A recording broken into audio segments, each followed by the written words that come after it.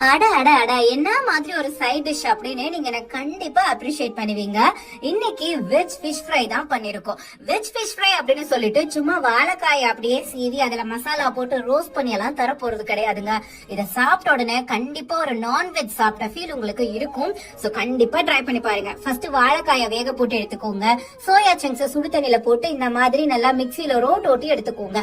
வெந்த வாழைக்காயும் இந்த மாதிரி மசிச்சுக்கோங்க. இது கூட ஃபிஷ் ஃப்ரைக்கு நம்ம என்னென்னலாம் ஆட் பண்ணுவோமோ அது எல்லாத்தையும் ஆட் பண்ணிக்கோங்க.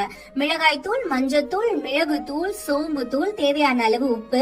இது ரெண்டும் நல்லா பைண்ட் ஆகிறதுக்கு கொஞ்சமா நான் கடலை மாவு சேர்த்திருக்கேன். கார்ன்ஃபிளவர், அரிசி மாவு எது வேணாலும் சேர்த்திக்கலாம். கொஞ்சமா இஞ்சி பூண்டு பேஸ்ட், கொஞ்சம் லைம் ஜூஸ் இதெல்லாம் போட்டு நல்லா பிசைஞ்சுக்கோங்க.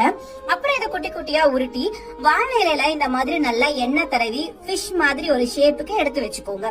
இதை ரவையில கோட் பண்ணி ஒரு பேட்ச் நான் ஃப்ரை பண்ணி பார்த்தேன். பெருசா அது நல்லா வரல. அதனால ரவையெல்லாம் ஆட் பண்ணாமே அப்புறம் ஃப்ரை பண்ண ஆரம்பிச்சுட்டேன். கொஞ்சமா எண்ணெய் வச்சு இதை அடுப்பை சிம்ல வச்சு குக் பண்ணுங்க. அப்பதான் உள்ளுக்குள்ளாரையும் இது நல்லா வெந்திருக்கும்.